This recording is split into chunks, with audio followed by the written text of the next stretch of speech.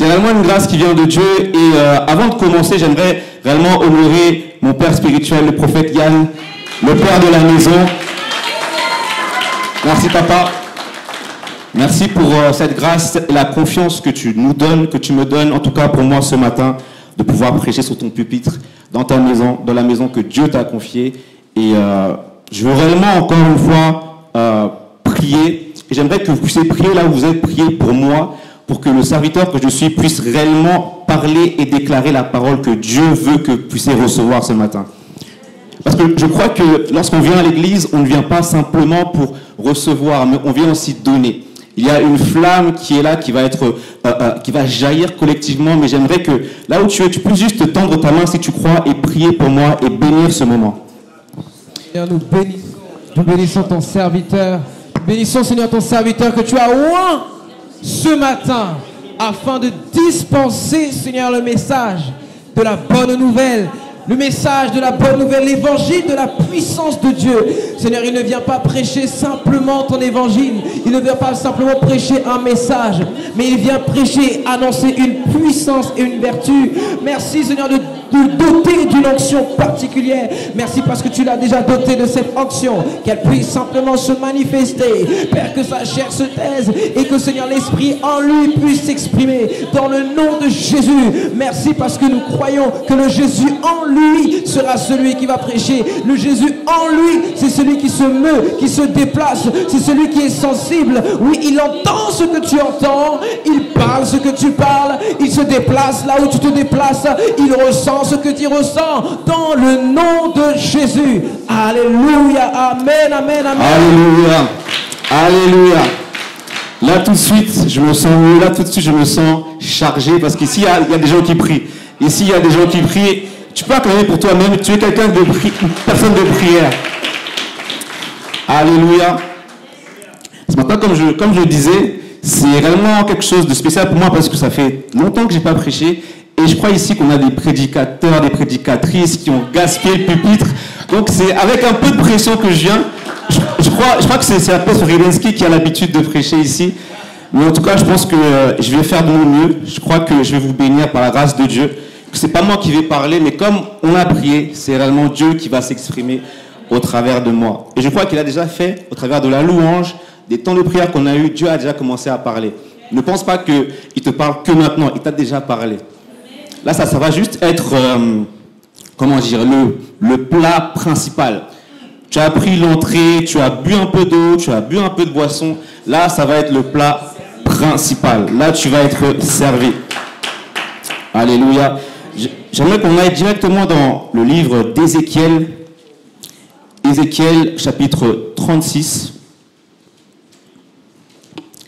Ézéchiel 36, et on va aller lire le verset 26. Ézéchiel. Si tu y es, tu dis « J'y suis ». J'y suis. Et tu peux commencer à partir du verset 25. Ézéchiel 36, verset 25. Je vous ramènerai dans votre pays. Je répandrai sur vous une eau pure et vous serez purifiés. Je vous purifierai de toutes vos souillures et de toutes vos idoles. Je vous donnerai un cœur nouveau. Et je mettrai en vous un esprit nouveau. J'ôterai de votre corps le cœur de pierre et je vous donnerai un cœur de chair. Alléluia. Alléluia. Qui connaît le thème de ce matin? Qui connaît le thème? Dunamis Life, partie 2, en effet. Le prophète Yann, dimanche dernier, a pu commencer ce thème et nous sommes encore dans ce thème. Aujourd'hui, c'est la partie 2 et je crois que la première partie était vraiment très importante.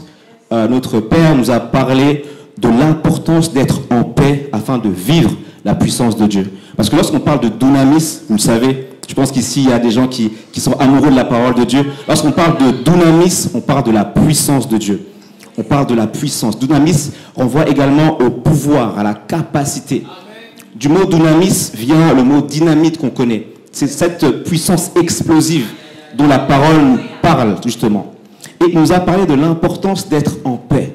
L'importance d'être en paix afin de vivre, justement, la manifestation de la puissance de Dieu. Et je crois que, par la grâce de Dieu, on est en train de grandir dans la paix. Parce que chaque jour, nous rencontrons le Seigneur Jésus. Chaque jour, il reste le prince de paix. Chaque jour, il y a son shalom qui nous touche. Et ce matin, il y a encore une grâce qui est là pour toi. Peut-être que tu peux avoir des soucis, peut-être que tu n'es pas totalement en paix, mais laisse-moi te dire qu'il y a une paix accessible pour toi ce matin. Il y a une paix pour toi ce matin. Amen. Et j'aimerais également te donner un petit conseil. Lorsque tu viens dans une église, lorsque tu t'apprêtes à recevoir la parole de Dieu, il faut réellement que tu te souviennes d'une chose. On parle de puissance, on ne peut pas parler de puissance sans parler de Saint-Esprit. Et j'aimerais que tu puisses te souvenir que Saint-Esprit, il vient du mot hébreu qui signifie roi. Il y a également le mot grec qui dit pneuma. Et le pneuma, c'est le souffle, c'est le vent. Le Saint-Esprit n'est pas un vent, mais certaines fois, il agit comme un vent. Cela veut dire que lorsque tu t'apprêtes à recevoir de l'Esprit de Dieu, il faut que ton cœur soit le plus ouvert possible. Tu ne dois pas te renfermer sur toi-même, tu ne dois pas être dur comme un mur, parce que sinon, le Saint-Esprit va agir comme un vent. Ça veut dire que si tu es dur, il va juste te contourner et bénir quelqu'un d'autre. Je crois que ce matin, tu ne veux pas rater ta bénédiction. Je crois que ce matin, tu veux un peu être égoïste, tu veux penser à toi, n'est-ce pas? Tu veux penser à toi. Donc cela veut dire qu'il faut que tu ouvres ton cœur. Dis à ton voisin, ouvre ton cœur. Dis à ta voisine, ouvre ton cœur. Ouvre ton cœur. Alléluia.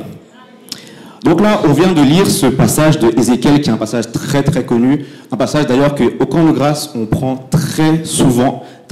Ce passage nous donne simplement la promesse que Dieu nous a faite, la promesse de changer notre cœur, la promesse de mettre en nous un esprit nouveau, de prendre ce cœur de pierre et de le changer en cœur de chair.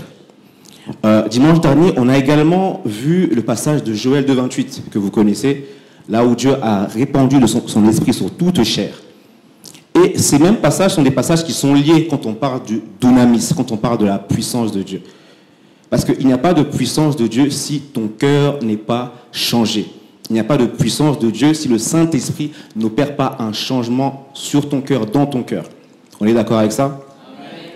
On ne peut pas chercher la puissance de Dieu sans chercher à ce que Dieu change au préalablement notre cœur. J'aimerais qu'on puisse lire un passage qui va être également un passage qui va être socle pour moi ce matin, dans 1 Samuel. Et si je vous dis David contre Goliath, est-ce que ça vous dit quelque chose? Est-ce que quelqu'un peut me dire c'est quel chapitre de Samuel? Ouf, ça va. On a des leaders qui sont accoutumés à la Bible. Ça ne blague pas ici. 1 Samuel 17. Et j'aimerais qu'on puisse lire, on va un peu lire ce matin, j'aimerais qu'on puisse lire des versets 16 au verset, dans un premier temps, au verset 23. 1 Samuel chapitre 17 au verset 16. Le Philistin s'avançait matin et soir, et il se présenta pendant 40 jours. Isaïe dit à David, son fils, « Prends pour tes frères 7 épha de grains rôtis et ces 10 pains, et cours au camp vers tes frères. Porte aussi ces 10 fromages au chef de leurs milliers. Tu verras si tes frères se portent bien, et tu m'en donneras des nouvelles sûres. » Ils sont avec Saül, et tous les hommes d'Israël dans la vallée des Térébintes faisant la guerre aux Philistins. David se leva de bon matin, il chassa les brebis à un gardien, prit sa charge et partit, comme Isaïe le lui ordonnait.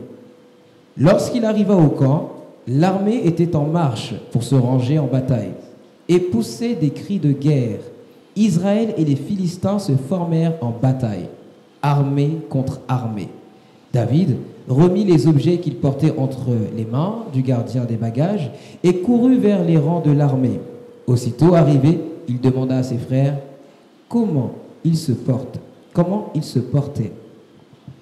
Tandis qu'il parlait avec eux, voici le Philistin de Gath nommé Goliath s'avança entre les deux armées, hors des rangs des Philistins. Il tint les mêmes discours que précédemment, et David les entendit. À la vue de cet homme, tous ceux d'Israël s'enfuirent devant lui et furent saisis d'une grande crainte. Chacun disait, et si tu peux continuer jusqu'au verset 33. Chacun disait, avez-vous vu s'avancer cet homme? C'est pour jeter à Israël un défi qu'il s'est avancé. Si quelqu'un le tue, le roi le comblera de richesses. Il lui donnera sa fille et il affranchira la maison de son père en Israël. David dit aux hommes qui se trouvaient près de lui, que fera-t-on à celui qui tuera ce Philistin? Et qui ôtera l'opprobre de dessus Israël? Qui est donc ce Philistin? C'est un circoncis pour insulter l'armée de Dieu vivant, du Dieu vivant.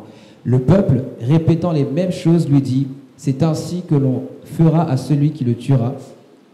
Eliab, son frère aîné, qu'il avait entendu parler à ces hommes, fut enflammé de colère contre David. Et il dit, pourquoi es-tu descendu? Et à qui as-tu laissé ces peu de brebis dans le désert? Je connais ton orgueil et la malice de ton cœur. C'est pour voir la bataille que tu es descendu. David répondit, qu'ai-je donc fait? Ne puis-je pas parler ainsi? Et il se détourna de lui pour s'adresser à un autre et fit les mêmes questions. Le peuple lui répondit comme la première fois. Lorsqu'on eut entendu les paroles prononcées par David, on les répéta devant Saül, qui le fit chercher. David dit à Saül que personne ne se décourage à cause de ce Philistin. Ton serviteur ira se battre avec lui. Saül dit à David, tu ne peux pas aller te battre avec ce Philistin car tu es un enfant. Et il est un homme de guerre dès sa jeunesse. Amen, amen. J'aimerais que tu puisses répéter après moi, je suis concentré dans le message. J'aimerais que tu sois concentré dans le message. Là, tu vas comprendre pourquoi on parle de ce passage de la Bible, de cette histoire de David, lorsqu'on parle de Dunamis, lorsqu'on parle de Ézéchiel 36, lorsque Dieu change le cœur de pierre en cœur de chair. Il faut d'abord savoir, premièrement, une chose. C'est que lorsque Dieu, par le Saint-Esprit, vient et change ton cœur, ton cœur de pierre en cœur de chair, cela veut dire une chose. Cela veut dire que tu cesses d'être un croyant. Si ici, Dieu a changé ton cœur de pierre en cœur de chair, c'est qu'à un moment donné, tu es passé de croyant à autre chose. Lorsque tu regardes un peu la définition que les hommes donnent de la foi, de la croyance, ils vont dire que c'est un concept philosophique qui renvoie au fait d'attribuer une valeur de vérité à quelque chose ou à quelqu'un. Cela veut dire que, selon cette définition, si tu prétends être un croyant chrétien, ça veut dire que tu attribues une valeur de vérité à Jésus-Christ. Si tu crois en la Bible, ça veut dire que tu attribues une valeur de vérité à la Bible. Et là déjà, ça n'a rien à voir avec Jésus-Christ. Pourquoi?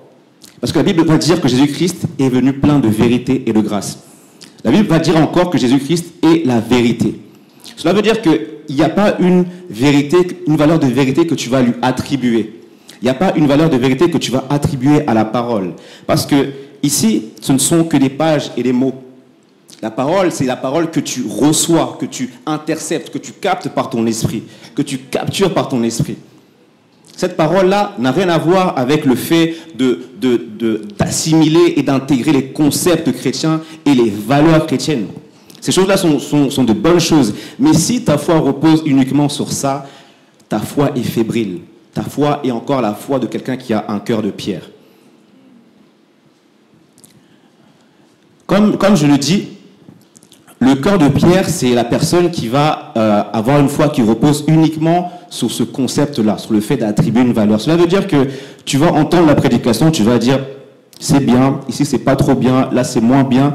Du coup, tu accordes de la valeur. Et c'est un peu toi qui fais ton melting pot, c'est un peu toi qui donne des points à Dieu. La chose est d'accepter l'entièreté de Dieu, accepter l'entièreté de la parole de Dieu. Lorsque tu es ouvert ainsi, tu es ouvert justement au changement de cœur. Tu es ouvert au changement de cœur.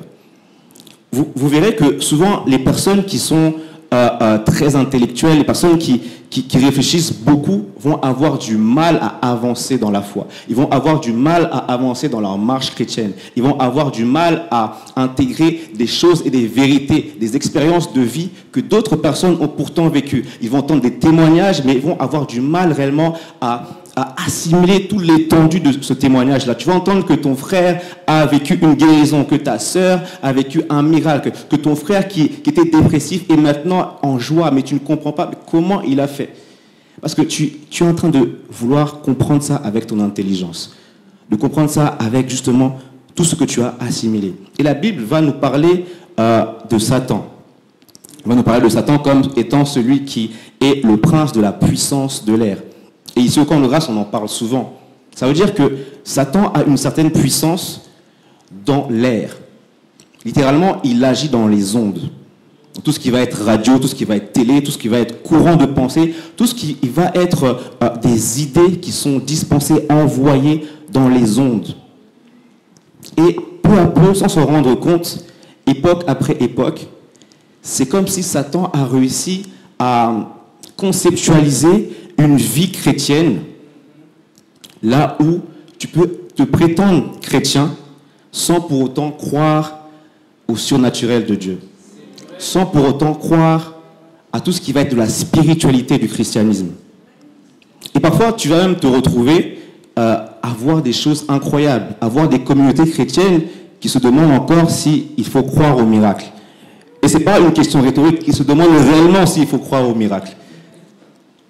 Et moi, je me rappelle que quand j'étais au lycée, en première année de lycée, j'avais des amis à moi, des camarades de classe, qui étaient pour le coup athées, qui ne croyaient pas. Et déjà à l'époque, tout le monde savait à peu près que j'étais à fond dans ma foi, que j'étais réellement chrétien. D'ailleurs, on m'appelait déjà pasteur à l'époque. Donc, ils sont venus me voir et ils m'ont dit Altesse, on a une question pour toi. Est-ce que toi qui es chrétien, tu connais un peu la Bible?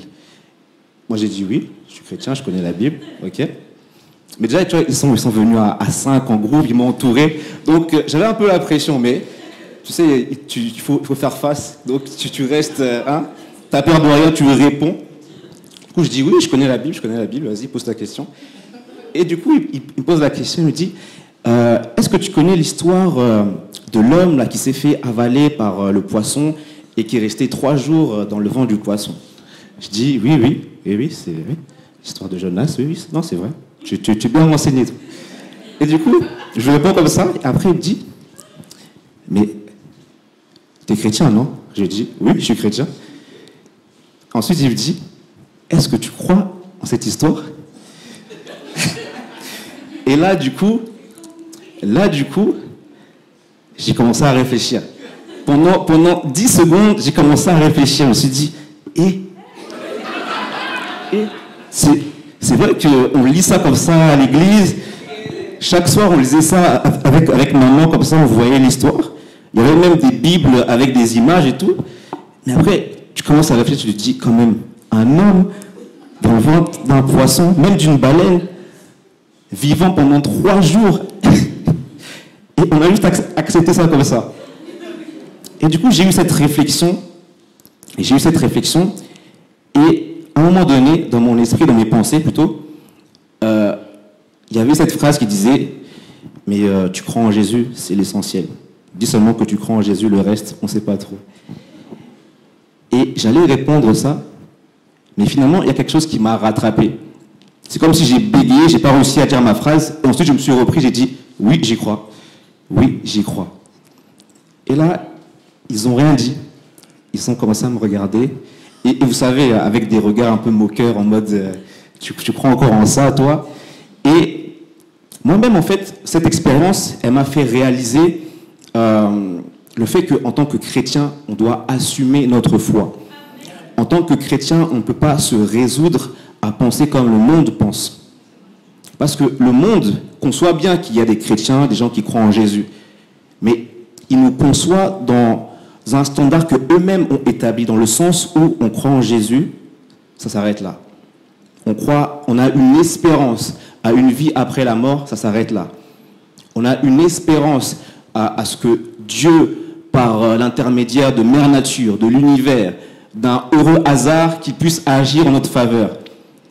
Mais ils ont moins cette vision du chrétien qui croit au surnaturel. Cette vision du chrétien qui croit au surnaturel et qui assume cela. Et à ce moment-là, j'avais assumé cela devant toute ma classe, carrément. Et jusqu'aujourd'hui, les gens me voient en train de partager, en train de publier, de parler de la bonne nouvelle de Dieu. Et par la grâce de Dieu, on y croit toujours.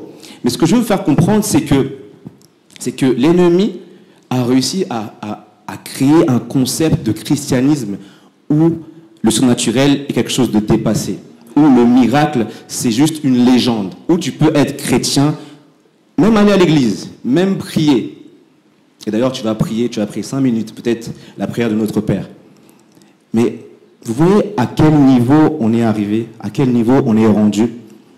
Et cela, en fait, c'est de notre devoir de rétablir la vérité. C'est de notre devoir de rétablir la vérité. Et c'est pour ça qu'on avait lu ce passage de Joël 2,28, là où Dieu répandrait de son esprit sur toute chair, et que les jeunes gens prophétiseront auront des songes, que les filles prophétiseront, que les vieillards auront des songes.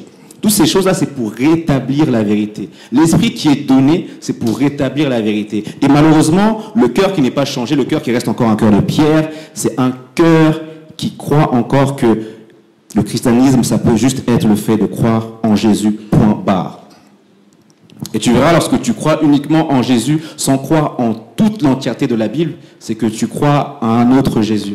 Et on en parle ici au camp de grâce depuis quelques semaines. Il y a d'autres Jésus qui se font connaître. D'autres Jésus qui sont représentés par d'autres caractéristiques qui ne sont pas ceux de la Bible.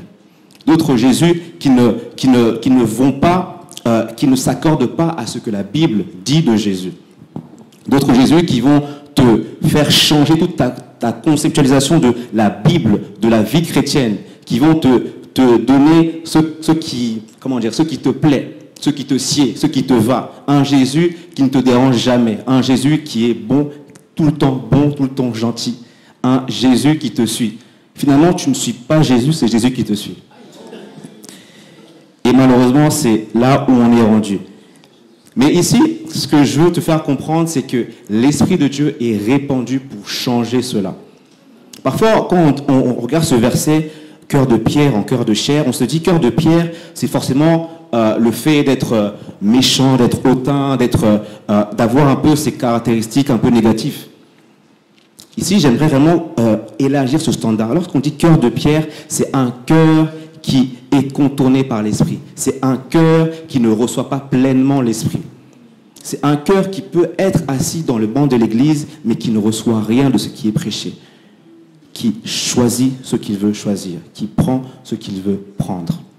Le cœur de pierre, ce n'est pas forcément le cœur qui est méchant. Ce n'est pas forcément le cœur qui a de la haine uniquement.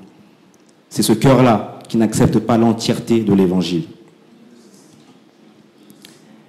Et lorsque tu es comme ça, lorsque tu as ce cœur de pierre, c'est que tu es quelqu'un de logique. Tu es quelqu'un de logique. Tu as une logique à toi, personnelle, qui te tient à cœur. Et la Bible va dire encore une fois qu'il y aura des moqueurs, des gens qui seront là pour se moquer de nous, des gens qui seront motivés par des intérêts impies. La Bible parle de cela, des gens qui sont moqueurs, qui ont leur propre intérêt. Et c'est pas comment dire, c'est un passage des épîtres, je ne l'ai pas en tête, mais c'est un passage des épîtres. Ça veut dire des lettres qui sont envoyées aux communautés chrétiennes. Ça veut dire qu'il y a de ces gens-là qui peuvent ressembler à un chrétien comme toi, à un chrétien comme les chrétiens du camp de grâce, qui peuvent ressembler à quelqu'un comme moi, mais qui sont des impies. Des personnes qui sont motivées par leur propre intérêt. Ça veut dire qu'ils ont leur propre logique, leur propre façon de penser. Ils ont leur propre pattern qu'ils ont déjà établi. Moi, je ferai comme ça, moi, j'agirai comme ça, moi, j'ai tel projet, j'ai tel plan, j'irai comme ça, je parlerai comme ça, je suis comme ça, donc je ne change pas. C'est ça déjà le cœur de pierre. Et ça, c'est du fait d'avoir une logique, une très haute logique, une très haute compréhension des choses séculières, une très haute compréhension peut-être de la façon de parler. Des personnes qui ont une bonne façon, une bonne éloquence et qui vont être un peu intimidants, mais qui derrière ne vont rien avoir de solide. Parce qu'au final, tu peux avoir toute la science que tu veux. Mais la Bible nous fait comprendre que la science des hommes est une folie devant Dieu. Mais que la folie de Dieu est une bénédiction, une puissance pour nous qui sommes sauvés. N'est-ce pas? 1 Samuel 17, verset 33. La Bible dit, Saül dit à David, tu ne peux pas aller te battre avec ce Philistin, car tu es un enfant, et il est un homme de guerre dès sa jeunesse. Ici, on a Saül qui réagit justement comme ce chrétien au cœur de Pierre, comme cette personne, ce croyant au cœur de Pierre. Il regarde la situation, il regarde l'état physique de David, il regarde le guerrier qui est en face, Goliath. Il regarde le petit enfant qui est David et il juge par rapport à sa logique. Il juge par rapport aux pensées de son cœur. Vous savez, un cœur de pierre, c'est un cœur qui est borné, qui est limité. Tu ne peux pas aller très loin parce que ton cœur est déjà fermé.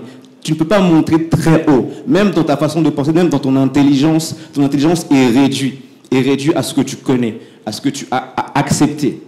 Et en tant qu'humain, il faut se rappeler que nous sommes des êtres finis. Mais lorsque tu as l'Esprit de Dieu en toi, tu as l'infini qui rentre en toi. Et malheureusement, lorsque tu refuses cela, tu restes un être fini.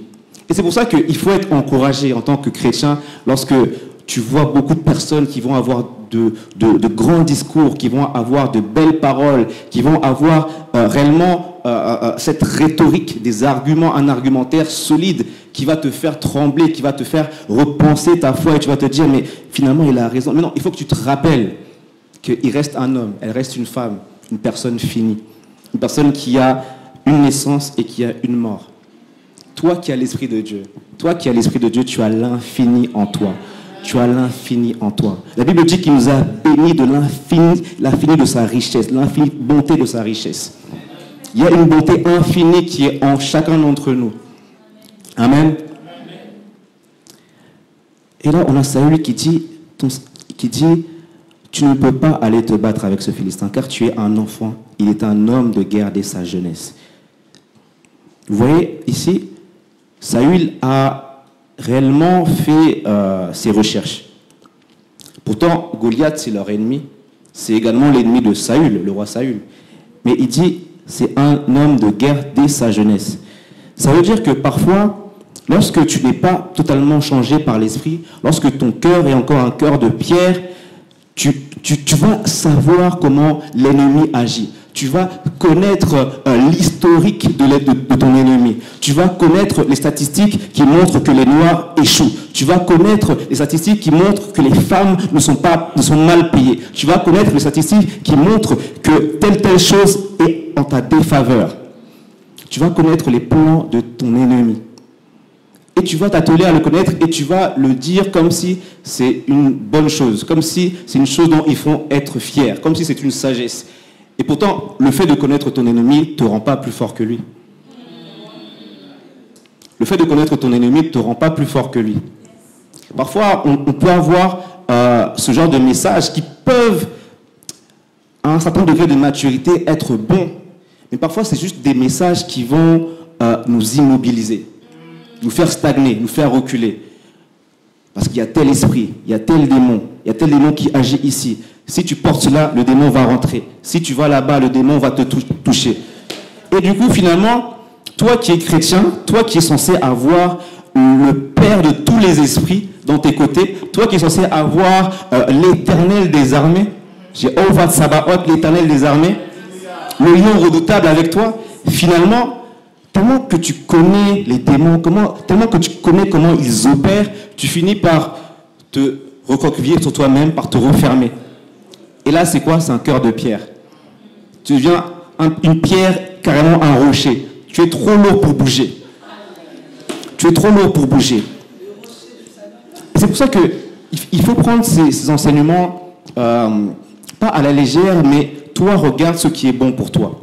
Si tu n'as pas cette connaissance que tu es plus fort que l'ennemi, eh bien, ces enseignements ne sont pas pour toi. On a le prophète Élisée qui va prier pour son serviteur Géasi et il va dire « Éternel, ouvre ses yeux afin qu'il voie ». Et là, Géasi va avoir les yeux ouverts et il va voir finalement que les anges qui sont avec eux sont beaucoup plus nombreux que ceux qui leur font face. Parfois, il y a juste une révélation qui te manque. Et cette révélation, encore une fois, c'est pas le prophète Élisée, c'est Dieu, c'est l'Esprit. C'est l'Esprit. Et cela commence par quoi? Par s'ouvrir à l'Esprit. Par s'ouvrir à l'Esprit. Comme je le disais, Saül était roi d'Israël. Il était dans le même camp que David. Mais Saül était borné à sa connaissance. Il était borné à ce qu'il savait. Et Saül, également, de son statut de roi, il avait un certain orgueil. L'orgueil. L'orgueil. Un point très sensible, l'orgueil. Parfois, on peut se dire, moi, je ne suis pas orgueilleux. Et même, juste le fait de dire ça, ça atteste de ton orgueil. Et je le dis clairement, hein, ça arrive à tout le monde. Même moi, j'ai pu me croire non orgueilleux, mais parfois, on peut être orgueilleux. On est orgueilleux à notre degré, à notre niveau. Et c'est un travail personnel à faire chaque jour au quotidien. De regarder si je ne suis pas satisfait de moi-même, si je ne suis pas trop satisfait de moi-même. Ça peut être un signe qui montre qu'il y a un début d'orgueil lorsque tu es satisfait de toi-même. Lorsque tu te suffis à toi-même. J'aime bien ce que le père spirituel de la maison dit souvent. Il dit, Seigneur, je suis reconnaissant, mais non satisfait. Ça veut dire que tu remercies le Seigneur pour ce qu'il t'a donné, pour ce qu'il fait de toi, pour la personne que tu es devenue grâce à lui, mais tu n'es pas satisfait. Parce qu'il y a encore un degré supérieur, il y a encore un niveau supérieur. Et laisse-moi te dire que le niveau supérieur, n'est pas parallèle à ton degré, à ton niveau dans la vie, à ton statut dans la vie, à ton statut même dans l'église. Le niveau supérieur n'est pas associé à ton salaire, n'est pas associé à qui tu es. Ces choses-là sont des bénédictions qui viennent de Dieu. Mais parfois, la bénédiction peut devenir malédiction.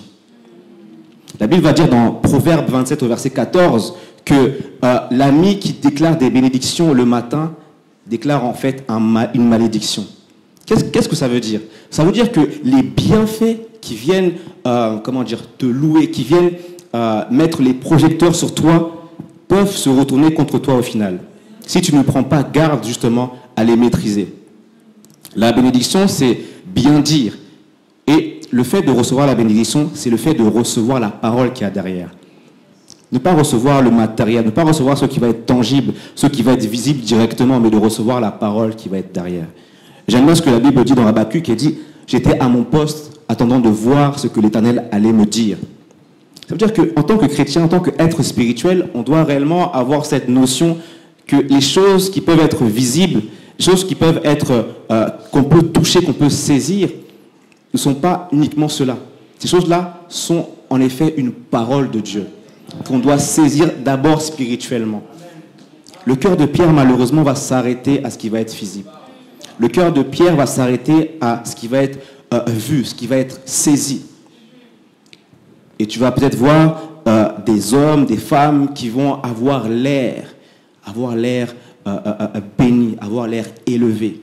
Et tu vas te dire, moi je veux être comme elle, moi je veux être comme lui. Alors que tu ne sais pas que derrière la personne est orgueilleuse. Et quand on est orgueilleux, on n'est pas juste orgueilleux contre les gens. Parfois on est orgueilleux et toi-même tu en souffres. Et toi-même tu en souffres. N'envie pas les gens juste comme ça parce que tu vois des choses. Il faut que tu captes la parole qui est derrière. Il faut que tu saisisses la parole qui est derrière. Alléluia. J'aimerais qu'on aille dans Jean 16.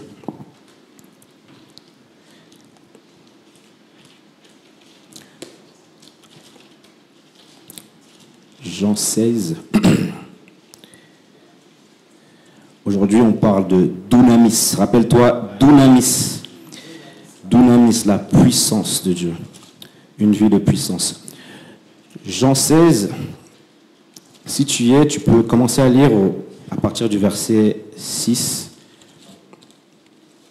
Jean 16, verset 6. Où vas-tu?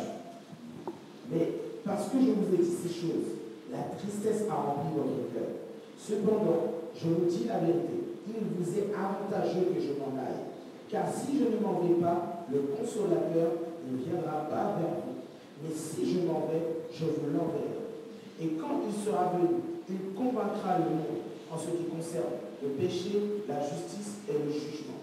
En ce qui concerne le péché, parce qu'il ne croit pas en moi. La justice, parce que je vais à mon Père et que vous ne me verrez plus. Le jugement, parce que le prince de ce monde est jugé. J'ai encore beaucoup de choses à vous dire, mais vous ne pouvez pas les porter maintenant. Quand le consolateur sera venu, l'Esprit de vérité, il vous conduira dans toute la vérité, car il ne parlera pas de lui-même, mais il dira tout ce qu'il aura entendu et il vous annoncera les choses à venir. Il me glorifiera parce qu'il prendra de ce qui est à moi et vous l'annoncera. Tout ce que le Père a est à moi. C'est pourquoi j'ai dit qu'il prend ce qui est à moi et qu'il vous l'annoncera. Alléluia. Amen. Ici, également un passage très connu, Jean 16, on a le Seigneur Jésus-Christ qui est en train de parler de son départ et qui parle de l'avantage du chrétien. Que quelqu'un dise l'avantage du chrétien. L'avantage du chrétien. Cet avantage, ce n'est pas une chose. Cet avantage, ce n'est pas un vent. Cet avantage, ce n'est pas un feu. Cet avantage, j'aimerais dire, ce n'est même pas une puissance. Mais c'est premièrement une personne. Que quelqu'un dise le Saint-Esprit est une personne. On ne peut pas parler de puissance de Dieu sans parler du Saint-Esprit. On ne peut pas parler de dynamisme sans parler du Saint-Esprit. On ne peut pas parler du changement de cœur sans parler du Saint-Esprit. Le Saint-Esprit est une personne. Quelqu'un dise le Saint-Esprit est une personne. Il dit, cependant, je vous dis la vérité. Il vous est avantageux que je m'en aille, car si je ne m'en vais pas, le consolateur ne viendra pas vers vous. Mais si je m'en vais, je vous l'enverrai. Le consolateur, le Saint-Esprit. Comme je l'ai dit, c'est roi, le vent, le souffle. Mais je tiens encore une fois à le répéter. Ce n'est pas un vent, ce n'est pas juste un souffle. Il agit comme un vent, il agit comme un souffle. Mais c'est réellement une personne. La Bible va dire dans Éphésiens 4, verset 30, « N'attristez pas le Saint-Esprit. » N'attristez pas le Saint-Esprit. Et la version américaine va nous faire comprendre que le fait de ne pas attrister le Saint-Esprit, c'est de ne pas le limiter. De ne pas le limiter. Cela veut dire que le Saint-Esprit, c'est réellement une personne. Si il peut être attristé, c'est que le Saint-Esprit a des sentiments, a des émotions. Ce n'est pas une puissance impersonnelle qui ne ressent rien, que tu peux envoyer comme ça. Parfois, tu peux voir des images, tu vois les hommes de Dieu qui balancent des gens comme ça, tu te dis, ah, ça c'est le Saint-Esprit, power, c'est le feu, fire. Et là, c'est un peu réduire la plus importante des personnes sur Terre. Réduire juste à de la manifestation, à de l'action, à des choses qui au final ne sont pas salutaires, qui au final ne sont pas éternelles. Parce que les gens, combien de fois les gens vont tomber, mais vont encore retomber, ils vont encore tomber. Et ce que je disais, c'est que finalement, il faut mieux s'asseoir, prendre un matelas et te coucher. Parce qu'au final, c'est réellement réduire le Saint-Esprit. C'est réellement réduire le Saint-Esprit. C'est réellement réduire le Saint-Esprit à rien du tout. Et pourtant, la Bible va également dire ailleurs que Dieu jalouse son esprit. Dieu jalouse son esprit. Ça veut dire que son esprit qu'il donne, il ne l'a pas donné juste comme ça. Ça veut dire que c'est jalousement qu'il l'a donné. Ça veut dire que c'est peut-être avec un peu de mal qu'il a donné. Imaginez-vous votre meilleur ami, votre meilleure copine, et finalement, il y a quelqu'un d'autre qui arrive, qui commence à avoir les mêmes délires avec elle. Et tu te dis, mais non, moi je la connais depuis, c'est ma sœur. Comment elle peut faire ça avec elle? Comment elle peut parler comme ça avec elle alors qu'ils se connaissent depuis 2 jours? Surtout les sœurs. Je ne l'ai pas dit, c'est pour faire qui a dit.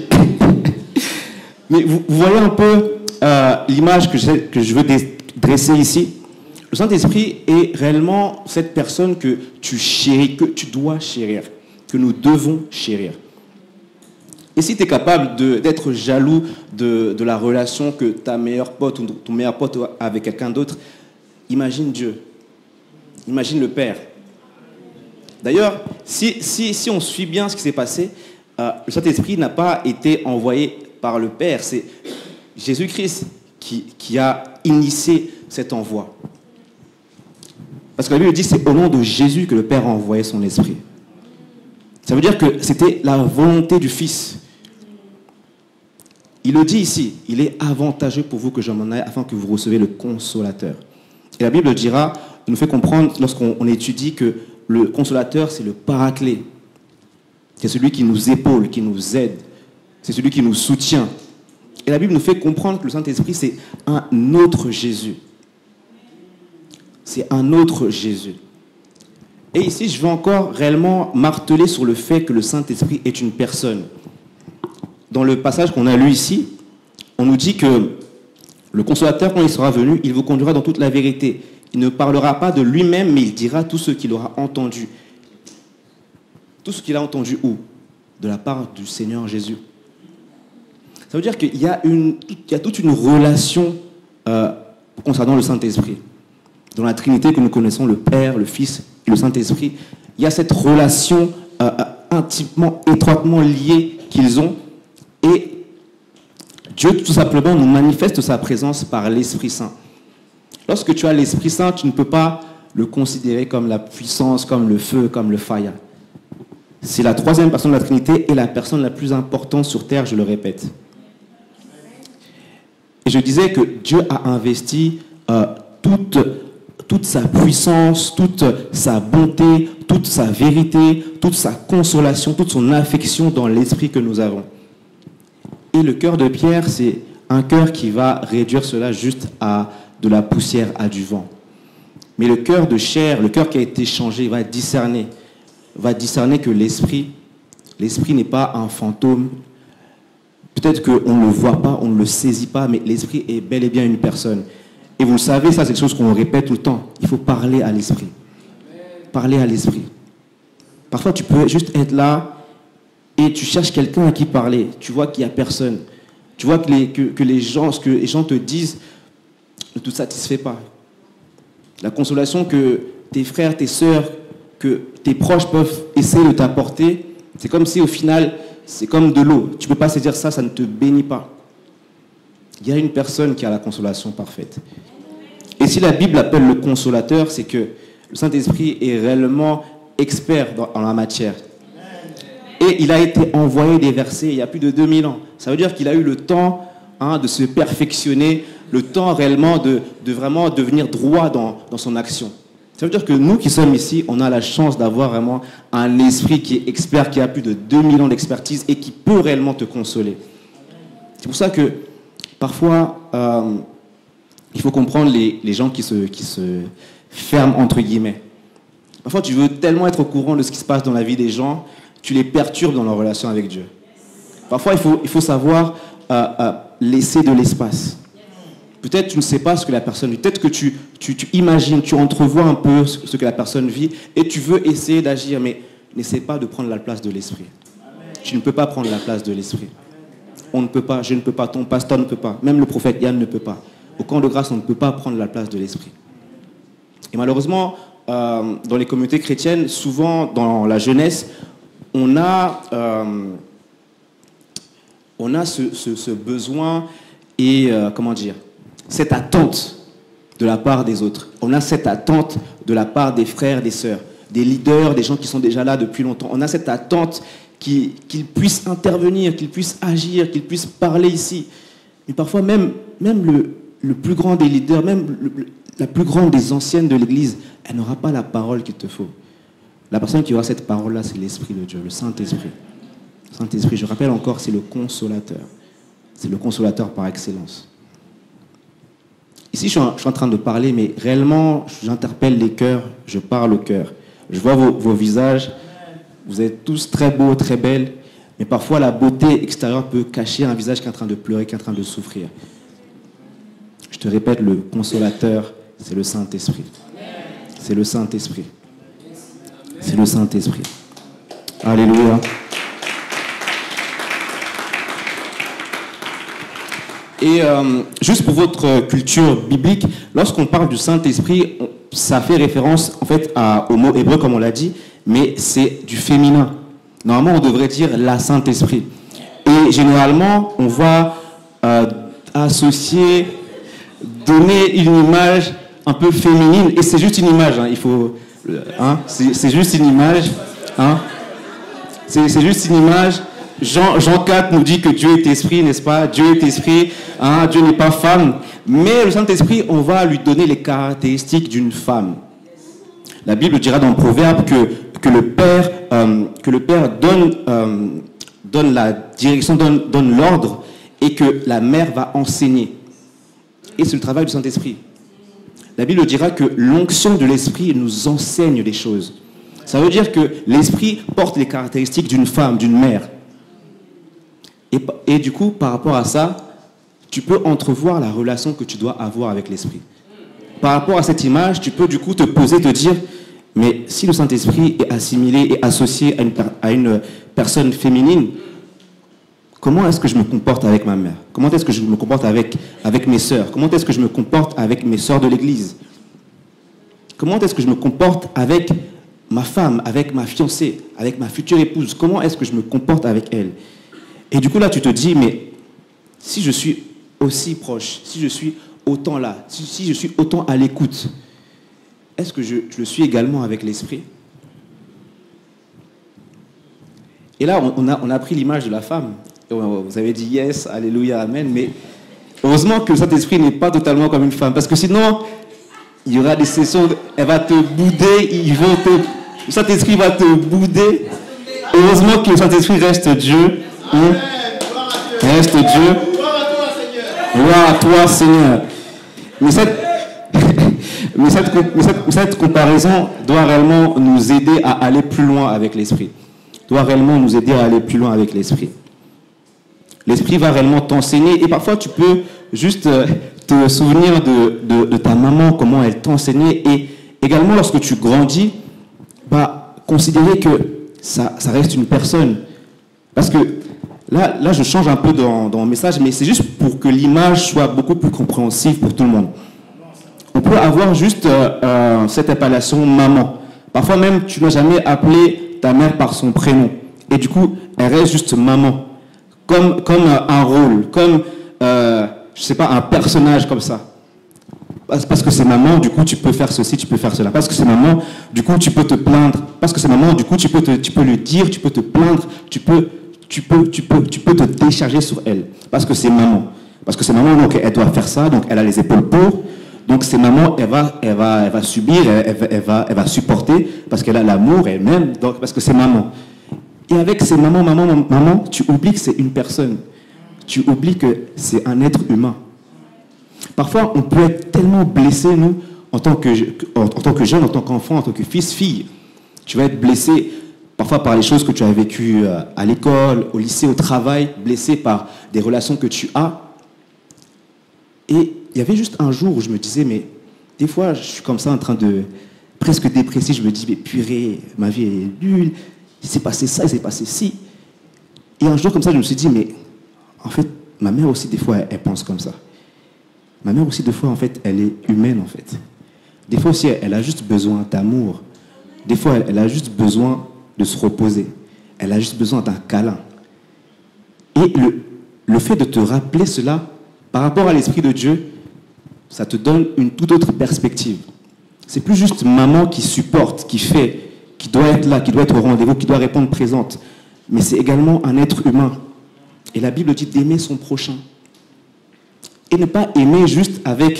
Je ne sais pas comment le faire comprendre, mais je pense que les fils et les filles comprennent directement ce que je suis en train de dire. Mais lorsque tu as cette image de maman, tu te dis qu'elle a comme une protection, du coup, elle est comme impénétrable. Et parfois, c'est dur de réaliser que c'est réellement un être humain, aussi faible que toi et moi, qui a besoin d'attention. Le Saint-Esprit n'est pas faible, mais a besoin de cette attention-là, a besoin de ce rapport-là. Là où tu oublies un peu l'image de puissance, là où tu oublies un peu l'image de feu, là où tu oublies un peu l'image de consolation uniquement, mais où tu veux juste entretenir une relation avec l'Esprit, où tu veux juste avoir des secrets avec l'Esprit, où tu veux juste partager une vie avec l'Esprit. C'est réellement une personne. Tu ne veux pas partager des moments de puissance. Tu ne veux pas partager uniquement des moments de service, des moments de prédication, là où tu as eu des paroles de connaissance, là où tu as fait tomber les gens, là où la gloire de Dieu s'est manifestée. Mais tu veux également avoir juste des moments dans ta vie quotidienne, là où tu es juste là comme ça, tu vas chez le boulanger et tu es en train de converser avec l'esprit.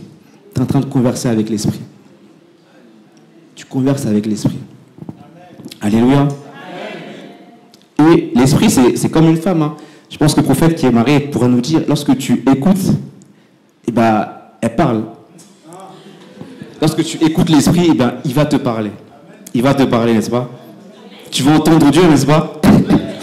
Alors il faut écouter. Alléluia. Amen, amen. Quelqu'un me dit, Saint-Esprit parle. Ton serviteur écoute. Saint-Esprit parle. Ton serviteur écoute. Alléluia. Là, j'arrive à un autre point. Le Saint-Esprit est une personne, on l'a dit. Il vient et opère un changement de cœur. Ton cœur de pierre est changé en cœur de chair. Et là, tu peux accéder maintenant à une nouvelle relation, une nouvelle intimité avec l'Esprit. Le Saint-Esprit va beaucoup plus loin également. Le Saint-Esprit va directement au niveau de ta foi. La Bible va parler de l'esprit de foi. Je ne sais pas si vous avez déjà vu ça, si vous êtes déjà arrêté sur ça. L'esprit de foi. On va y aller directement dans 2 Corinthiens 4, au verset 13. Si quelqu'un peut me le lire, 2 Corinthiens 4, au verset 13. 13. 2 Corinthiens 4 au verset 13. Et comme nous avons le même esprit de foi qui est exprimé dans cette parole de l'Écriture, j'ai cru, c'est pourquoi j'ai parlé. Nous aussi, nous croyons, et c'est pour cela que nous parlons, sachant que celui qui a ressuscité. Yes, yes. Amen, amen. On va juste s'arrêter là. Le même esprit de foi, l'esprit de foi. Il y a un esprit de foi qui est communiqué. Le Saint-Esprit s'intéresse à ta foi. Ça peut paraître un peu paradoxal parce que pour avoir le Saint-Esprit, il faut que tu aies la foi. Donc normalement, c'est quelque chose qui est déjà acquis. C'est quelque chose que tu peux laisser derrière. Maintenant, tu peux entretenir ta relation avec l'Esprit. Mais l'Esprit s'intéresse à ta foi. L'Esprit s'intéresse à ta foi. Quand on parle de l'Esprit de foi, ce n'est pas un autre esprit. C'est toujours le Saint-Esprit qui est en train d'agir. Mais l'Esprit s'intéresse à ta foi. Ça veut dire que l'Esprit n'est pas juste satisfait que tu as prié, que tu as accordé un temps à l'Esprit. Parfois, on peut avoir cette mauvaise conception des choses où on se dit, là j'ai prié, donc Dieu est satisfait. Là j'ai lu ma Bible, donc Dieu normalement il est content, il va me laisser ma semaine, je vais faire ce que je veux. Je reviens dimanche, je vais me connecter au live, 15 minutes. Donc normalement, j'aurais fait ma part du boulot.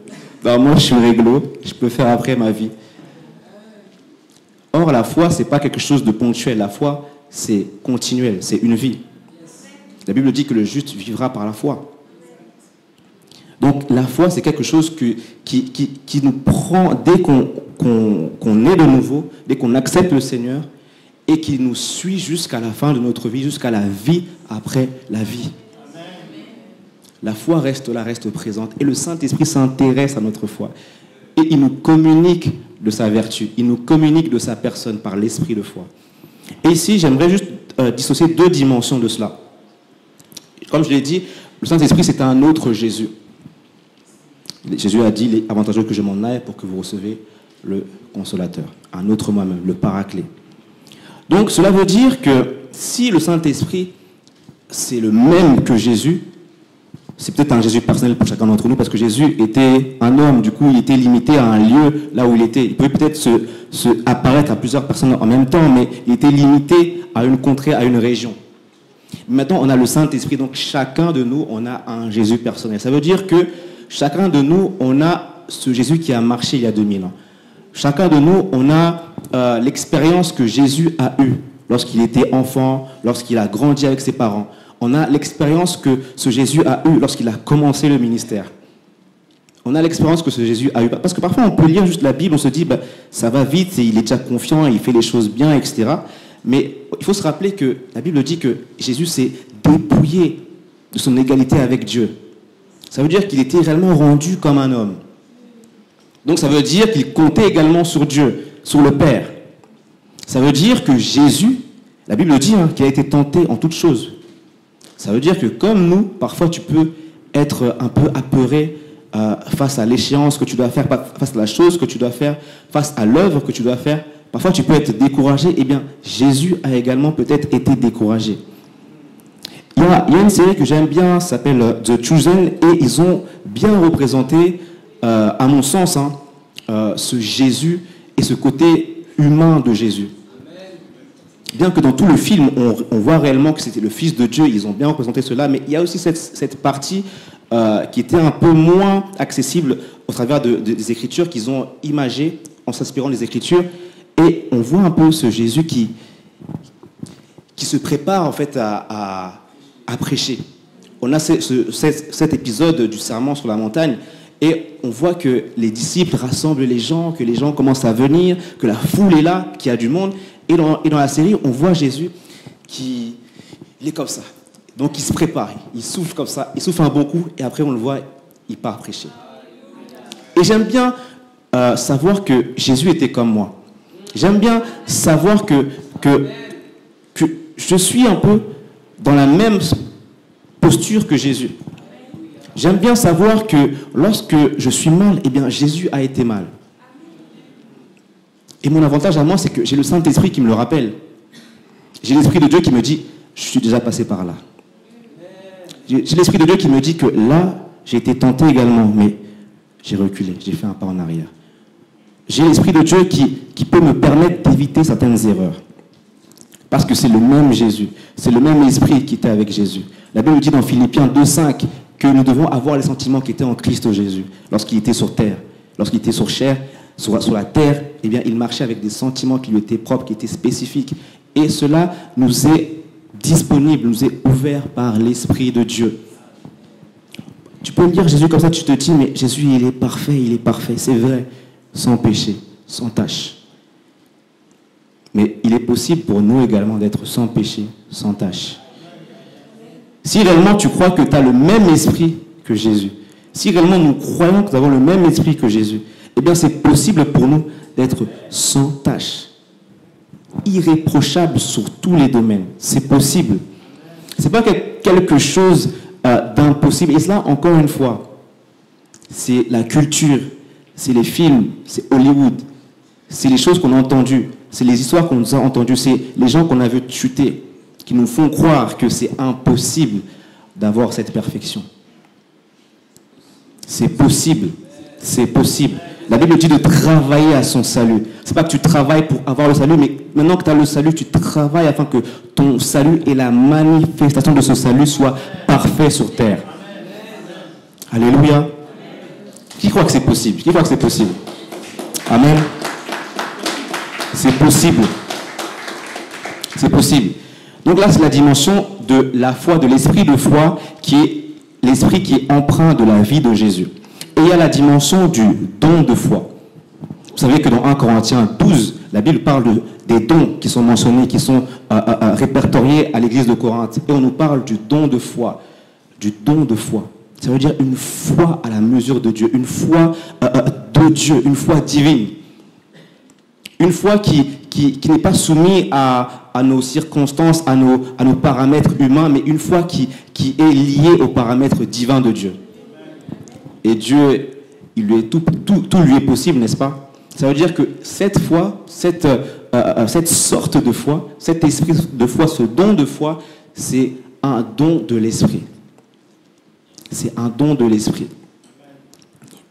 Et parfois, tu peux juste être là et tu es juste en train de parler, je ne sais pas, à ton mari, à ta femme, tu es en train de parler à tes enfants et tu te dis, à un moment donné, tu parles, mais à un moment donné, il y a comme une phrase qui sort de toi.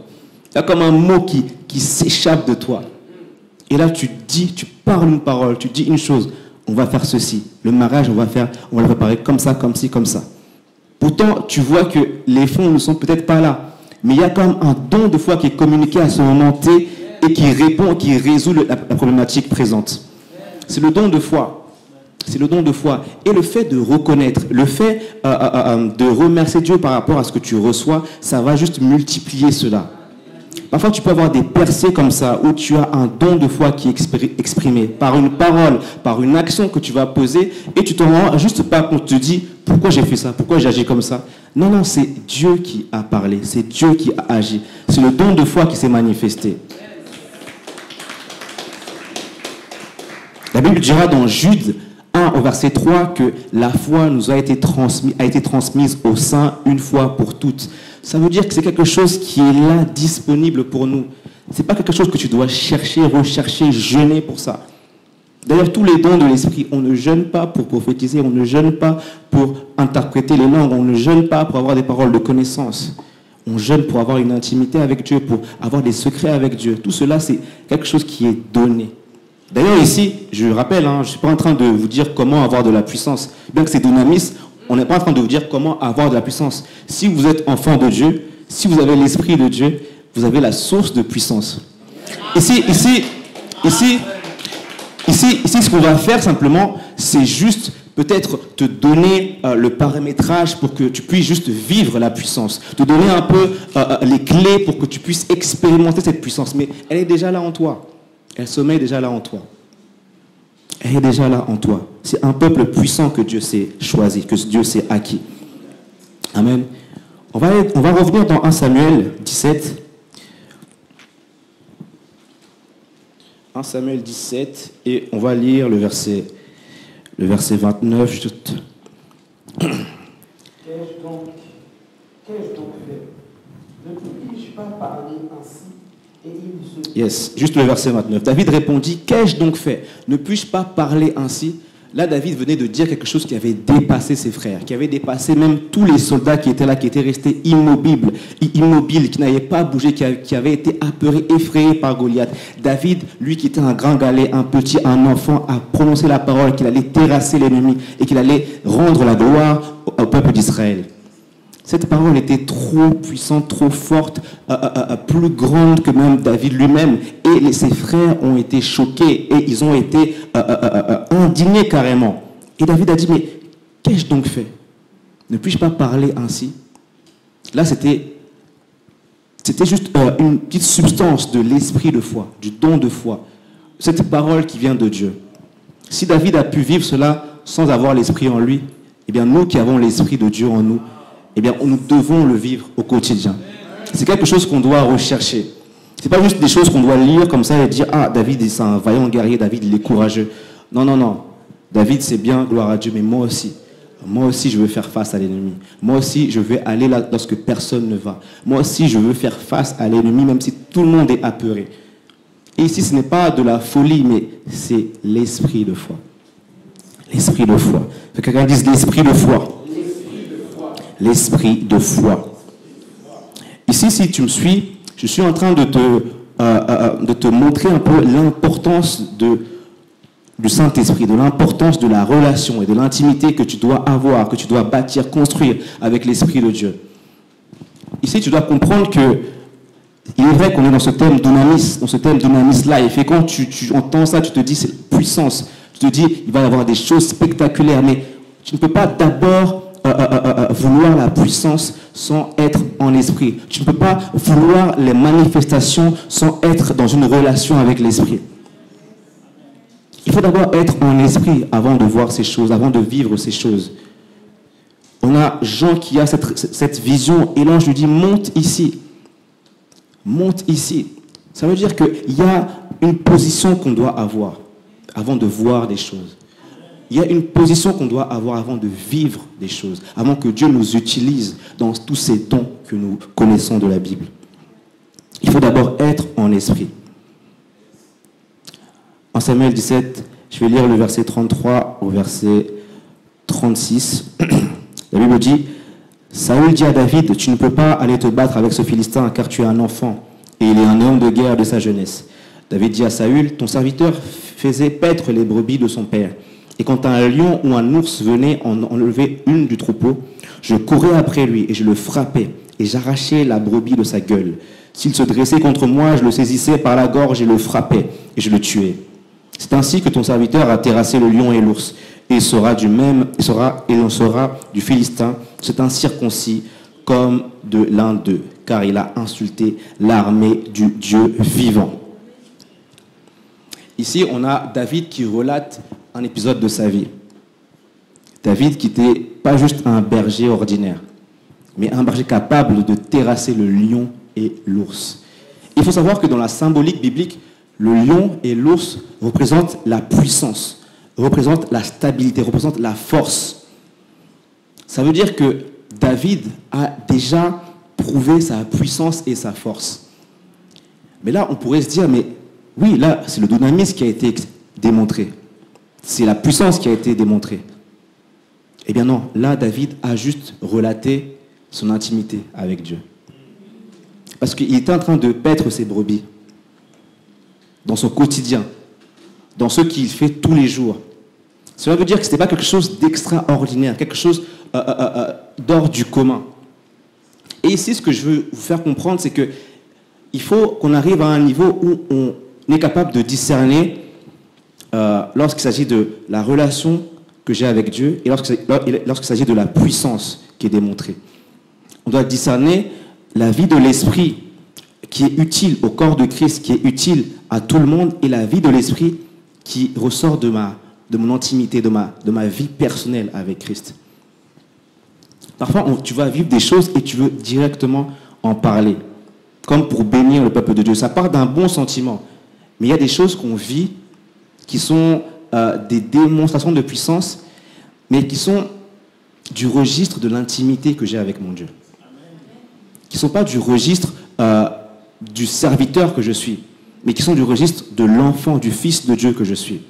Je ne sais pas si vous comprenez ce que je veux dire. Ça ne va pas dans le sens où je dois démontrer, où je dois prouver maintenant que Dieu est Dieu. Non. David, là, il prouvait à personne qu'il était enfant du Dieu d'Israël. Là, il est en train de prouver à l'ours et au lion qu'il était berger de ses brebis. Tout simplement. Tout simplement. Et il a été capable de les terrasser. Il a été capable de démontrer sa puissance et sa force dans son intimité. Là où il n'y avait personne, là où il n'y avait pas de caméra, là où il n'y avait pas d'appareil photo, là où personne ne pouvait applaudir, là où personne ne pouvait dire « Waouh, Dieu agit avec lui », là où personne ne pouvait avoir ses discours. Et pourtant, c'est ce que David a vécu. Donc, on peut rechercher la puissance, et surtout nous, en tant que serviteurs, nous qui sommes là à prêcher, nous qui sommes là à louer Dieu, parfois on peut rechercher la puissance, on veut que réellement, lorsque je vais louer, lorsque je vais chanter, eh bien que la gloire de Dieu descende, qu'elle se répande, que des apparitions d'huile, que des apparitions de nuées d'or puissent avoir lieu. Mais est-ce qu'on a la même énergie lorsqu'on loue tout seul dans la chambre ? Moi-même, je me pose la question, est-ce que j'ai la même énergie lorsque j'ai ma guitare tout seul dans la chambre ? Pourquoi pas une nuée dans ma chambre ? Pourquoi pas de l'huile qui sort des murs dans ma chambre ? Pourquoi pas une apparition d'ange dans ma chambre ? Et vous voyez, parfois on veut tellement servir Dieu qu'on veut aider Dieu. Et du coup, on veut réellement qu'il y ait quelque chose de palpable, de visible, de tangible au moment du culte, là où il y a tout le monde. Comme ça, les gens pourront dire que Dieu est vivant, que Dieu est réel. Et c'est l'Esprit de Dieu qui fait ces choses. Et l'Esprit est une personne. Il veut d'abord le faire dans ta chambre. Il veut d'abord le faire avec toi dans ton lieu secret. Il veut d'abord le faire avec toi dans le lieu secret. Je ne veux pas venir ici et juste prêcher et juste avoir l'air d'être un bon prédicateur, mais je veux moi-même prêcher chez moi, me prêcher à moi-même. Je veux moi-même être convaincu par ce que je dis. Je veux moi-même être béni par ce que je dis. Et c'est ce que nous devons tous avoir comme leitmotiv, comme pensée lorsque nous avançons devant Dieu. Parfois, on veut juste laisser à Dieu les restes. Tu viens, tu te donnes à l'église, tu pries. Quand le frère Idenski dit prie, tu pries. Quand le frère Narcisse crie, priez, tu pries. Mais chez toi, est-ce que tu pries ? Les murs de ta chambre le diront. Ta maman le dira, ton frère, ta soeur le diront. Est-ce qu'ils t'entendent prier avec la même énergie que tu dépenses à l'église ? Et ça, c'est une question que je me pose à moi-même. Est-ce que Modeste m'entend prier ? Est-ce que Ariel m'entend prier ? Est-ce qu'ils m'entendent prier ? Parce que parfois, on peut arriver, et c'est vraiment quelque chose de subtil. On peut glisser dans de l'acting, glisser dans la comédie. Parce qu'il faut prier. Et si on doit être vrai, parfois on se dit, si je prie, ils vont être contents. Et puis les nouveaux qui arrivent, ils vont dire, ah, ça c'est une église qui prie. Et du coup, tu pries aussi. Ça, c'est des pensées qu'on a tous. Hein. Je ne suis pas le seul. Parfois, on peut être là, on se dit, non, là, je dois prier, là, je dois prier. Et je tiens à nuancer. Parfois, tu peux avoir cette pensée-là et Dieu rentre dedans et tu vis quelque chose de réel. Mais ce que je veux faire comprendre, c'est qu'on peut arriver en tant que communauté chrétienne à devenir des acteurs. Et on ne veut pas être acteur. On veut être acteur du réveil. Amen. Mais on ne veut pas avoir une comédie chrétienne comme Modesta dit. On ne veut pas faire un théâtre ici. On veut réellement vivre des choses véritables avec Dieu. Parce que tu sais, parce que quand tu as le cœur de chair, c'est trop difficile de faire semblant. Quand Dieu a déjà changé, opéré la transformation du cœur, que ton cœur n'est plus un cœur de pierre, mais un cœur de chair, c'est difficile de faire semblant. Parce que là, tu n'as plus juste des émotions naturelles qui sont juste du registre de l'âme, mais tu as maintenant des émotions qui atteignent et affectent ton esprit. Et lorsque ton esprit est affecté, c'est le Saint-Esprit qui est affecté. La Bible dit que nous sommes une habitation de Dieu. Donc ça veut dire que ce que tu ressens sur le moment, Dieu le ressent. Ça veut dire que lorsque tu fais semblant, tu as des pensées, des émotions qui sont là, Dieu entend tout ça. Tu peux être là, rato kiti katana, rekekekeke, zizi katata. Mais Dieu entend. Là, je suis en train de prier. Il faut que je dise ça comme ça, un peu plus fort. Je hausse le ton. Je dis cette syllabe, ça va faire stylé. Ils vont voir que je suis un homme de Dieu. Non, il faut parfois dire ce qui se passe dans la tête des gens. Et c'est un travail que nous devons tous faire. Un travail que nous devons tous faire. Parce qu'on a ce mandat d'être une église prophétique, une église qui change, qui bouleverse la mentalité chrétienne du monde, une église qui gagne les âmes à Christ, une église qui fait de Jésus une personne qui est connue de tous. Mais pour ce faire, il faut qu'on soit corps et âme dans ce que nous faisons. Pas à moitié, pas en train de faire de la représentation, pas en train de faire de la comédie, mais en train de vivre une réelle vie. Une réelle vie. Et pour cela, ça doit être ton quotidien déjà chez toi. Tu vas te fatiguer rapidement si c'est seulement ici que tu pries. Parce que nous, ici, on prie. Hein. Je ne sais pas si vous avez remarqué, nous, au camp de grâce, on prie. Parfois, les cultes, tu te dis 10 heures, tu penses rentrer à 13 heures, mais tu vois qu'à 16 heures, on est encore en train de prier. On prie. On prie. Et on est également, c'est pas juste un hasard, c'est Dieu qui nous envoie faire cela. Changer la mentalité du peuple de Dieu. Parce que trop souvent, on limite Dieu à 2 heures le dimanche matin et on fait le reste de notre vie. Et même la semaine, Dieu, il passe à côté. Je ne veux pas être méchant ici, mais c'est juste pour qu'on comprenne qu'il y a réellement un modèle que Dieu est en train d'apporter dans la communauté chrétienne. Et en tant que peuple prophétique, il faut que tu remarques cela. Il faut que tu remarques, au camp de grâce, on prie beaucoup. Pourquoi on prie beaucoup? Qu'est-ce qui se passe dans le monde? Qu'est-ce qui se passe pour qu'on prie comme ça? Quelle est l'urgence pour qu'on aille à prier comme ça? Et pour avoir toutes ces questions, toutes ces réponses à ces questions, c'est avec l'esprit. C'est avec l'intimité avec l'esprit. Chez toi, prie.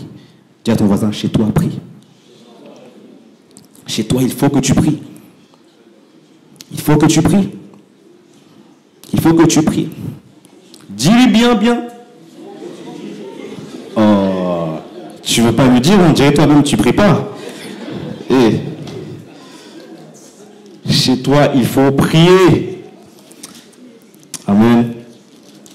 Je vais revenir dans Jean 16. Vous voyez que ce sont mes passages sur lesquels je rebondis. Jean 16, verset 13, la Bible dit « Quand le Consolateur sera venu, l'Esprit de vérité, il vous conduira dans toute la vérité. Car il ne parlera pas de lui-même, mais il dira tout ce qu'il aura entendu et il vous annoncera les choses à venir. » Ça veut dire qu'il y a des secrets que tu dois entretenir avec l'Esprit de Dieu. Il y a des choses à venir que les gens ne connaissent pas, que toi, tu dois connaître. Que toi, tu as la possibilité de connaître. Tu ne dois pas vivre ta vie au hasard. À chaque jour suffit sa peine, donc demain on verra ce qui va se passer. Non. Avec l'esprit, tu as cette porte ouverte aux choses à venir.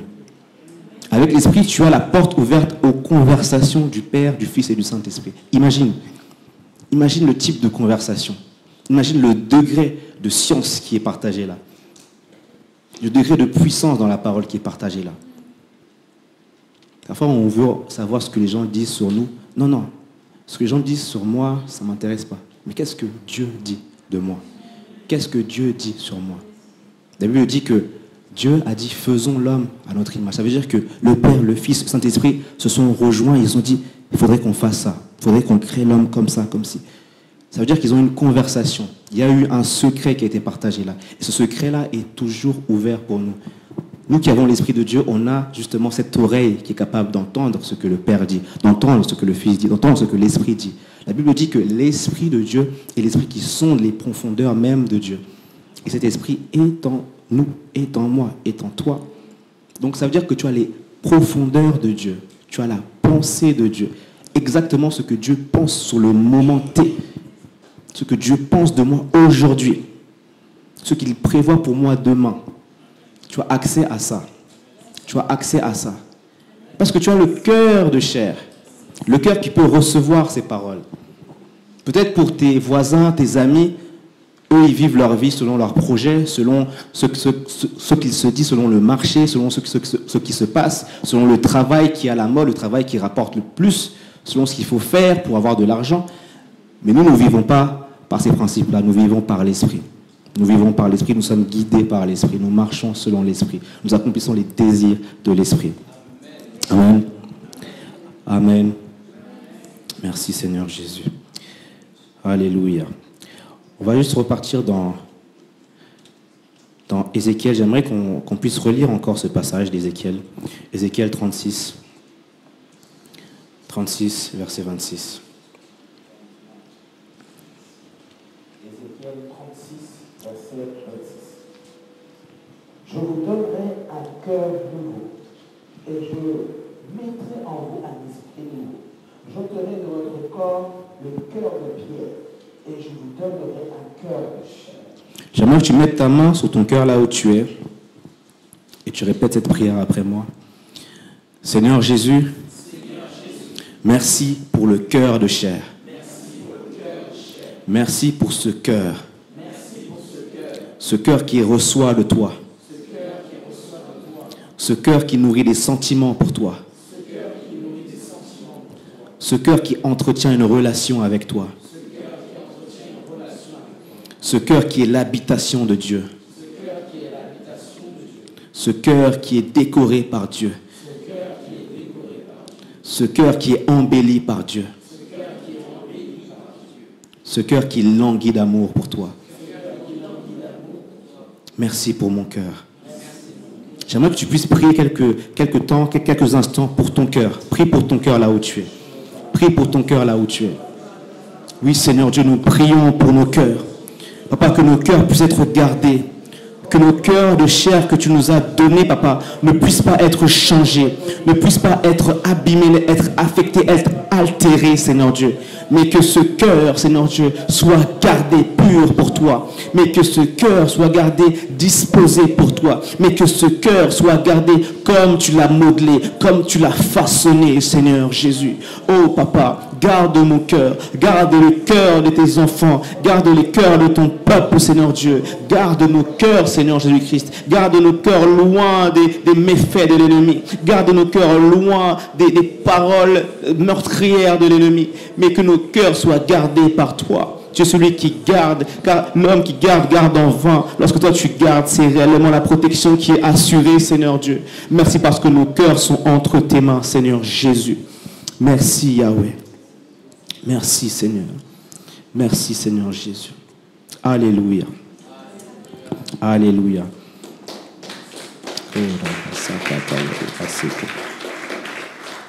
Amen. Alléluia. J'aimerais qu'on puisse repartir sur 1 Samuel 17.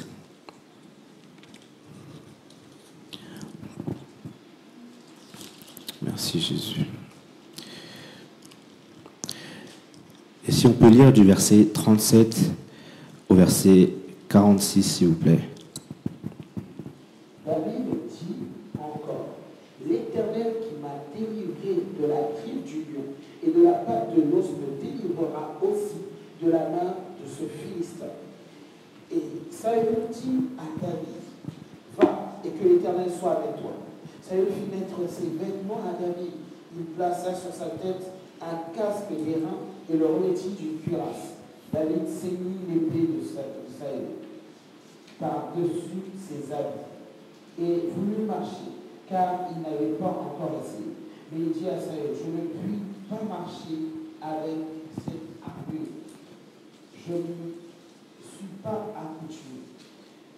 Et il s'en débarrassa. Il prit en main son bâton choisi dans le torrent 5 pierres polies et les mit dans sa gibecière de berger et dans sa poche.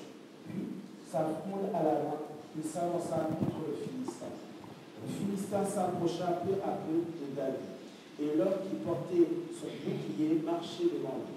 Le Philistin regarda, et lorsqu'il aperçut David, il le méprisa en ne voyant en lui qu'un enfant blond et d'une belle figure. Le Philistin dit à David, suis-je un chien pour que tu viennes à moi avec des bâtons? Et après l'avoir maudit par ses dieux, il ajouta, viens vers moi, et je donnerai ta chair aux oiseaux du ciel et aux bêtes des champs.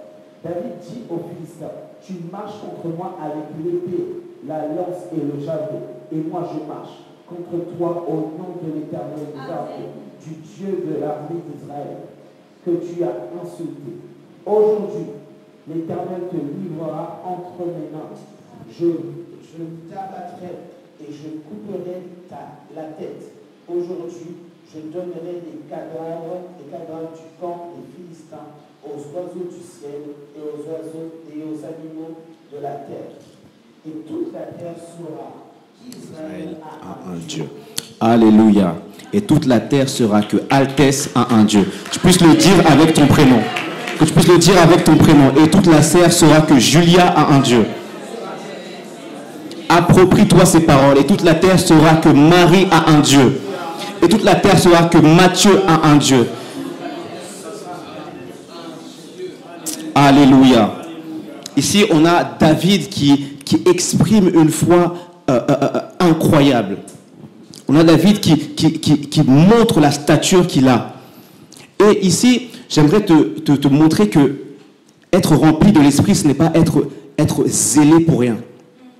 David, ici, il a rappelé qu'il s'est battu contre l'ours et le lion. Et là, il se présente devant Goliath. D'abord, le roi Saül a voulu donner son armure, mais il n'était pas accoutumé à cela. Il a laissé cela. Il est parti avec ce qui était propre à lui. Et j'aime bien ce que David dit. Il dit, tu marches contre moi avec l'épée, la lance et le javelot. Et moi, je marche contre toi au nom de l'Éternel des armées, du Dieu de l'armée d'Israël. Là, il insiste. Je marche au nom de l'Éternel des armées, du Dieu de l'armée d'Israël. Pourtant, il est seul. Pourtant, il est seul. Et David n'était pas, comme ses frères, soldat de l'armée. Donc, David n'a en quelque sorte aucune expérience de l'armée. Il n'a aucune expérience de l'armée. Il n'est pas parmi les soldats. Mais là, il dit fièrement, je marche au nom de l'Éternel des armées, du Dieu de l'armée d'Israël. Il précise que l'armée de son Dieu, c'est l'armée d'Israël. Donc là où ses frères sont. Pourtant, lui, il n'est pas là-bas. Ici, on a l'impression que David lui-même, à lui seul, se considère comme l'entièreté de l'armée d'Israël. Lui seul se considère comme l'entièreté de l'armée d'Israël. Pourtant, c'est un gringalet, c'est un homme qui n'est pas accoutumé au combat, qui n'est même pas accoutumé à l'armure. Mais il s'avance contre Goliath, un géant qui faisait peur à tout le peuple, toute l'armée. Être rempli de l'esprit, ça ne va pas te donner un zèle qui ne repose sur rien. Le zèle de David est justifié. Parce que d'ailleurs, lui, c'est un zèle qui est spirituel. Ce n'est pas un zèle qui naît de rien, c'est un zèle qui est spirituel, qui naît de Dieu lui-même, qui naît d'une intimité, qui naît d'expériences passées, prouvées avec Dieu. Et il faut se rappeler qu'au verset 16, je ne sais pas si on l'a lu, mais on nous précise que Goliath venait défier le peuple d'Israël durant 40 jours. Durant 40 jours. Donc ça veut dire qu'il y a eu tout un cycle. Tout un cycle qui s'est écoulé. Là où le peuple d'Israël a été défié par Goliath. Et au bout du 40e jour, David s'est levé. David est venu. David a entendu. Et ce que j'aime bien avec David, c'est que David est tout le temps prêt. Parce que si on se rappelle de ce qu'on a lu, parce qu'on a beaucoup lu ce matin, on a lu que David a été d'abord envoyé par son père pour qu'il apporte des vivres à ses frères qui, eux, font partie de l'armée. Donc, à la base, David n'est pas venu pour défier qui que ce soit. David n'est pas venu pour combattre qui que ce soit. Mais là, ça nous dénote quoi? Ça montre que David est prêt à tout moment. À chaque instant, David est prêt. Et il n'est pas prêt par lui-même. La Bible dira dans Zacharie, ni par la force, ni par la puissance, mais par ton esprit. C'est par l'esprit de Dieu. Il dit, toi tu viens contre moi avec l'épée, la lance et le javelot. Mais moi je marche contre toi au nom de l'Éternel des armées. Ça c'est ce qu'il a dit. Mais il a pris quoi? Il a pris son bâton. Il a choisi dans le torrent 5 pierres polies. Il a mis dans sa gibecière. Donc c'est ça les armes de David. C'est ça les armes de David. Donc on a un bâton et 5 pierres. Contre Goliath, un géant. On nous dit qu'il y avait quelqu'un qui prenait son armure, tellement elle était grande. Un homme qui gardait son armure. Donc imagine la lance, le javelot et l'épée de Goliath face à un bâton et 5 pierres. Mais là pourtant, David affirme, je viens au nom de l'Éternel des armées. Ça veut dire que toute la puissance de l'armée de Dieu, un bâton, 5 pierres et David. Toute la puissance de l'Éternel des armées. Ici, je reviens sur le Saint-Esprit. Le Saint-Esprit, il démontre, il manifeste la puissance de Dieu. Lorsque tu as le Saint-Esprit, tu as la majorité. Lorsque tu as le Saint-Esprit, tu as la puissance nucléaire de Dieu. Quand on parle de dynamisme, on parle de dynamite. Mais c'est une explosion qui est de l'envergure nucléaire.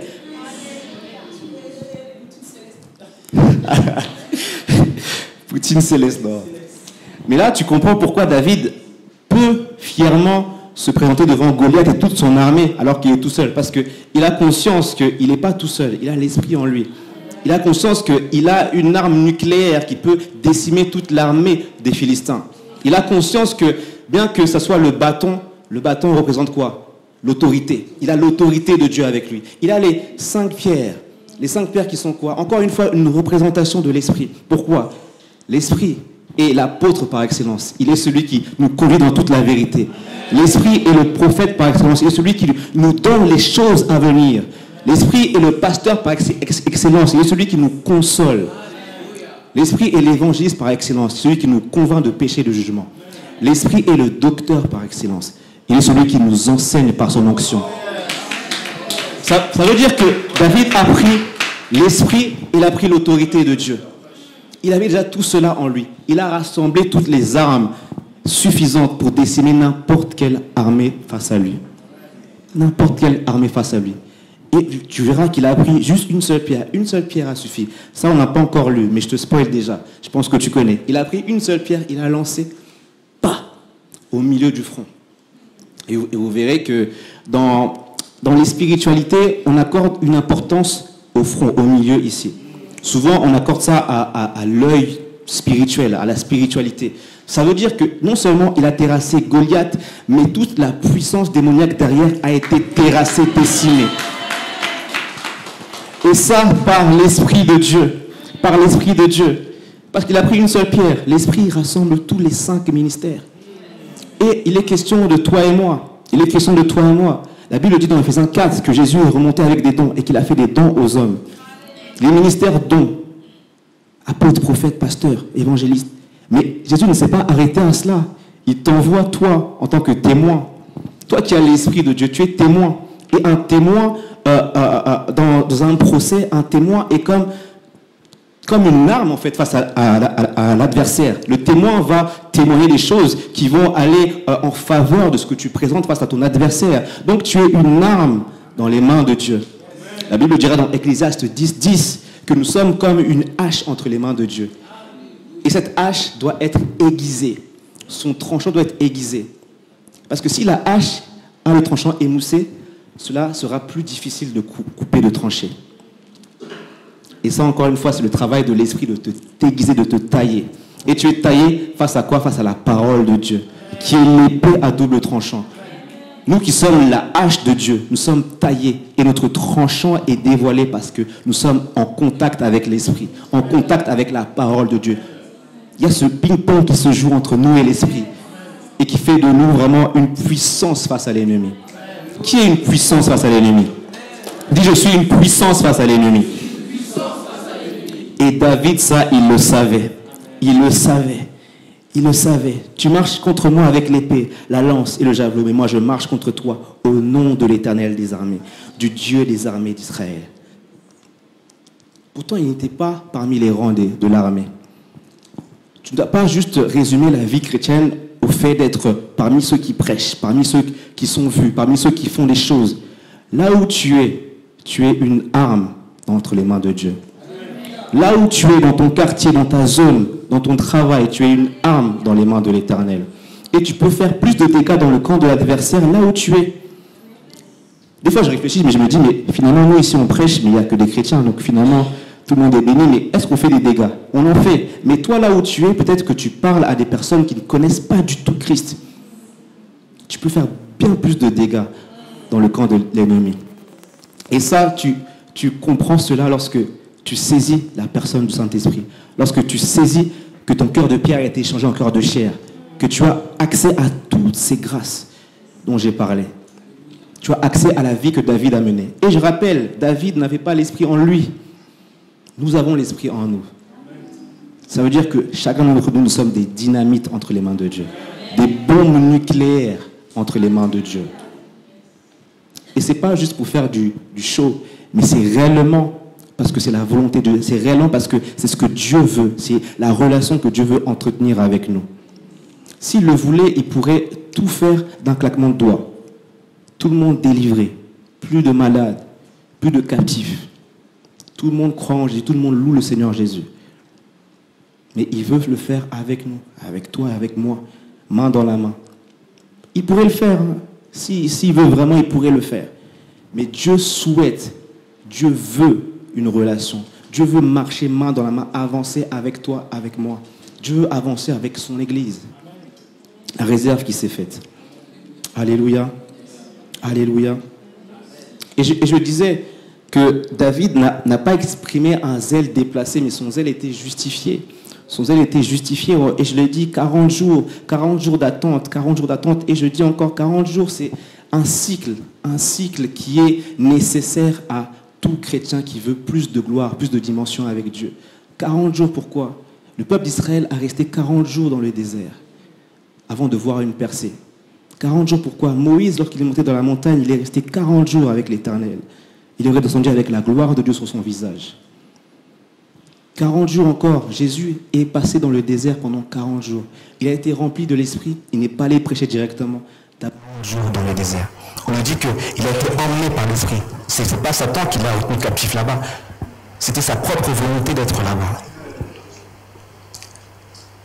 Le zèle ne doit pas être un zèle qui va brûler et se consumer, mais ça doit être un zèle qui va passer au travers des cycles. Et 40 jours, c'est le cycle pour que ta foi soit exprimée, pour que ta foi soit manifestée à son plein potentiel. Il y a 40 jours là qui nous séparent de Noël, je crois. Peut-être qu'il y a un cadeau que tu attends, que tu dois commencer à créer, à manufacturer maintenant par ta relation avec Dieu. Peut-être que maintenant tu peux te lancer un défi, te dire j'ai entendu, j'ai compris, mais moi aussi je veux être comme David, moi aussi je veux expérimenter ces choses, moi aussi je veux voir la gloire de Dieu, moi aussi je veux être utilisé pour la gloire de Dieu. Il y a un défi qui est là devant toi. Tu peux arriver à Noël, ouvrir tes cadeaux, ou tu peux arriver à Noël et être le cadeau que Dieu envoie pour quelqu'un.